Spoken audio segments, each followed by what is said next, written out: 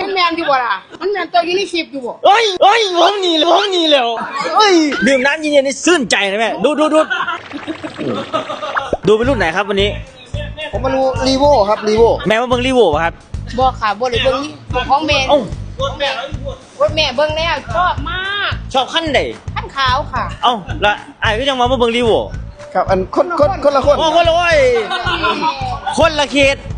โอ้ไม่ได้มาน้ำกัน มาน้ำกัน เอ้า คนละคือ สองขั้นพูละขั้นเลย แม่น โอ้ มันแมนอยู่บ่ล่ะมันแมนตัวอยู่ในคลิปอยู่บ่ เฮ้ยผมหนีแล้วเฮ้ยดื่มน้ำเย็นๆนี่ชื่นใจนะแม่ดูป้อนน้ำป้อนท่าดูสดชื่นเสียเงินแท้แล้วมึงนี่มาเฮงป้าห้าผมไปเบิ่งรถคันไหนแม่มาคันไหนว่าถือใจนี่คันไหนแม่จะเอาคันไหน ก็แน่มิชูสีขาว สีขาวทองเท่ ของแท้ คันนี้ป่ะแม่ แมน